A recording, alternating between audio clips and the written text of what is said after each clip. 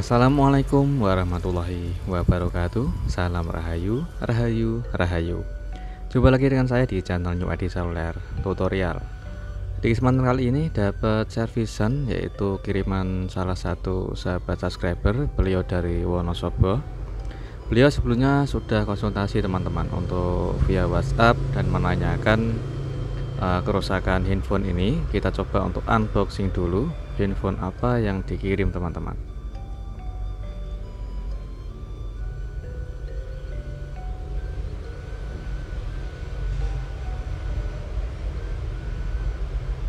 Oke, dan ini adalah unit infonya. Kita cek dulu untuk kondisi kerusakannya sebelum kita pengerjaan teman-teman.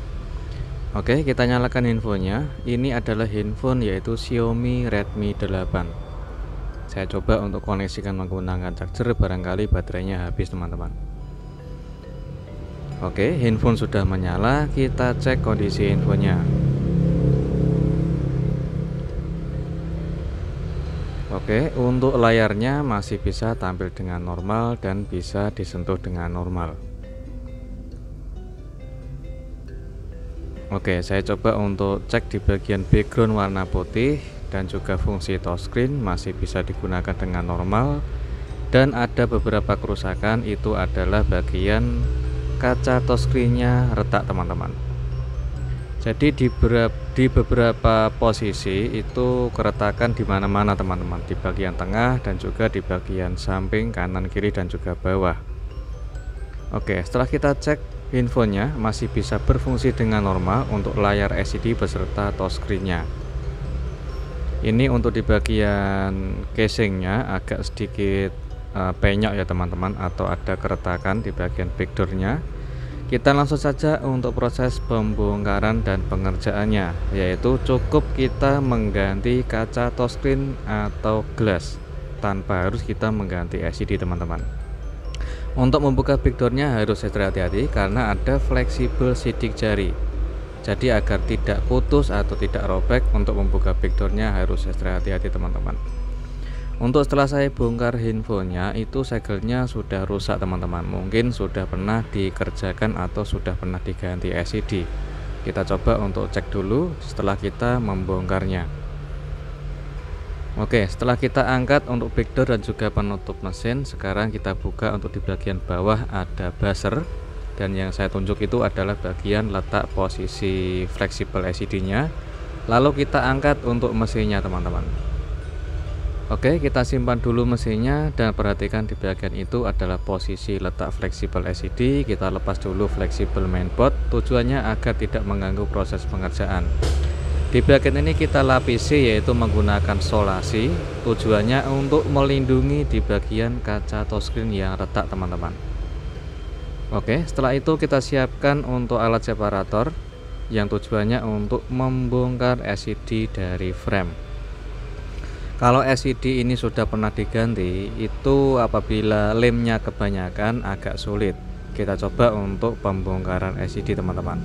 Kita lindungi di bagian belakang baterai karena baterai tidak saya lepas, dan kita angkat LCD-nya pelan-pelan. Ternyata sudah ada celah dan sangat mudah untuk kita lepas. Perhatikan LCD-nya, di belakang LCD masih ada segel ya teman-teman. Positif, LCD-nya sudah pernah diganti sebelumnya. Setelah kita membongkar untuk LCD-nya, selanjutnya kita tahap untuk proses memisahkan kaca touchscreen dengan cara kita panasi menggunakan alat separator dan kita siapkan untuk kawatnya. Untuk kawatnya saya menggunakan kawat ukuran 0,03 mili dan kita cari celah seperti ini. Kita masukkan kawatnya ke bagian celah, yaitu antara LCD dan juga kaca touchscreen, sambil kita tekan ke bawah dan sambil kita gesek pelan-pelan. Ini tujuannya agar tidak terjadi kecelakaan kerja seperti merusak di bagian lapisan polaris atau bikin LCD rusak teman-teman. Oke, setelah kita selesai memisahkan kaca touchscreen, kita angkat LCD-nya. Masih ada sisa-sisa lem yang ada di bagian LCD. Kita bersihkan dulu sisa-sisa lemnya menggunakan pinset ataupun menggunakan alat pembersih lem seperti dinamo untuk mempercepat pembersihan lem. Setelah kita membersihkan lem, kita cek dulu untuk LCD-nya ya teman-teman. Jadi jangan senang dulu setelah kita memisahkan kaca touchscreen-nya. Oke, tahap ini kita coba untuk tes menyalakan LCD-nya setelah memisahkan kaca touchscreen. Oke, kita pasang untuk fleksibel LCD dan juga kita coba menyalakan infonya. Apakah setelah kita memisahkan kaca touchscreen ada minus seperti keluar atau munculnya tombel atau flag warna hitam ataupun ada garis. Jadi risikonya sangat tinggi meskipun hanya cuma penggantian kaca touchscreen teman-teman. Oke, setelah handphone menyala sampai menu, kita coba cek yaitu fungsi LCD dan juga fungsi touchscreen-nya. Oke, alhamdulillah untuk LCD dan juga touchscreen-nya bisa berfungsi dengan normal. Meskipun tanpa menggunakan kaca touchscreen bisa disentuh ya teman-teman, karena fungsi touchscreen-nya jadi satu sama LCD. Sedangkan untuk kaca touchscreen-nya itu hanya pelengkap layar LCD teman-teman. Setelah kita selesai pengetesan, kita siapkan spare part-nya seperti yaitu lem OK kering dan juga kaca touchscreen sesuai tipe handphone yang kita kerjakan. Apabila kepengen lebih cepat, kita bisa membeli kaca touchscreen yang sudah termasuk lem OK teman-teman. Kita bersihkan dulu menggunakan cairan pertamax atau cairan sejenisnya yang sering kalian gunakan. Tidak perlu kalian sama persis prosesnya menggunakan metode yang saya pakai teman-teman. Karena keseringan saya membersihkan layar atau membersihkan sisa-sisa lem itu biasanya menggunakan cairan pertamax. Dengan cara kita teteskan cairannya ke tisu dulu, lalu kita usap secara merata di bagian LCD.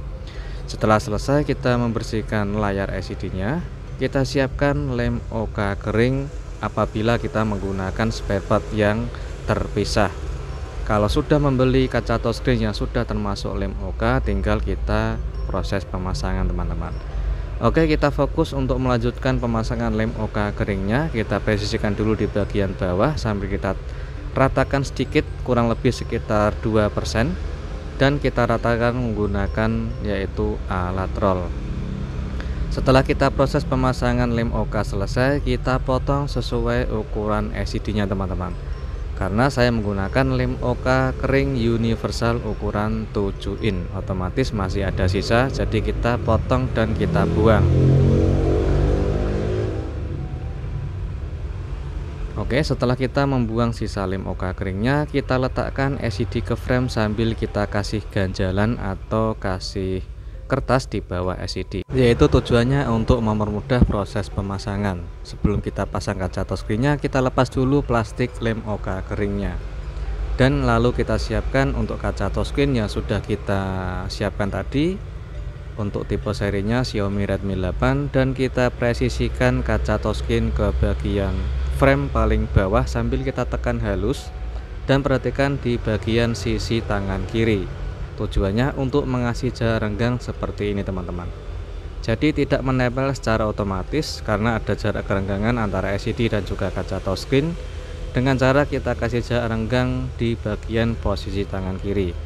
Setelah presisi LCD sama kaca touchscreen, selanjutnya kita proses pemijitan atau proses pemasangan secara manual dengan cara kita pijit atau kita urut menggunakan ujung kuku jempol.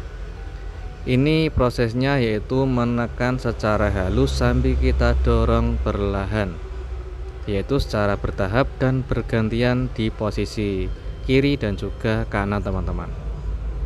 Jadi prosesnya bergantian saat kita memijitnya atau sekaligus kita dorong pelan-pelan dari posisi bawah dan sambil kita dorong ke kanan dan ke kiri sampai ke ujung atas teman-teman. Dan pertahankan untuk di bagian posisi tangan kiri agar tidak terlepas dan menyebabkan LCD menempel secara otomatis yang bisa menyebabkan gelembung udara ketinggalan di bagian tengah layar LCD. Jika sudah selesai pemasangan, jangan senang dulu, kita coba untuk proses yaitu pengetesan LCD-nya. Oke, LCD-nya masih bawaan ya teman-teman, masih bawaan dari awal mula kita kerjakan. Yang LCD-nya sudah pernah diganti sebelumnya, tinggal kita cek ulang LCD beserta fungsi dari touchscreen-nya. Kita lepas plastik untuk di bagian kaca touchscreen, tidak ada sisa gelembung sama sekali meskipun mengerjakan dengan cara manual. Itu adalah tips saya mulai dari awal pengerjaan sampai selesai. Jika kalian tidak membeli atau belum mempunyai alat paper remover ataupun alat laminating ataupun alat canggih lainnya teman-teman, kalian bisa menggunakan metode secara manual, bisa dikerjakan dengan pelan-pelan tanpa harus kita kepengen cepat-cepat selesai. Saran saya dikerjakan dengan pelan-pelan, yang penting hasilnya bisa maksimal. Tinggal kita cek ulang segala fungsi dari LCD dan juga fungsi touchscreen-nya. Oke, untuk LCD masih bisa tampil dengan bagus, bersih dan jernih, tidak ada flek sedikit pun, dan juga fungsi touchscreen-nya masih bisa digunakan dengan sangat normal. Untuk kontras layar LCD-nya bisa diatur dengan normal. Oke, untuk penggantian kaca touchscreen di handphone Xiaomi Redmi 8 dari sahabat subscriber sudah selesai. Semoga bermanfaat. Jumpa lagi di tutorial berikutnya. Assalamualaikum warahmatullahi wabarakatuh. Salam rahayu, rahayu, rahayu.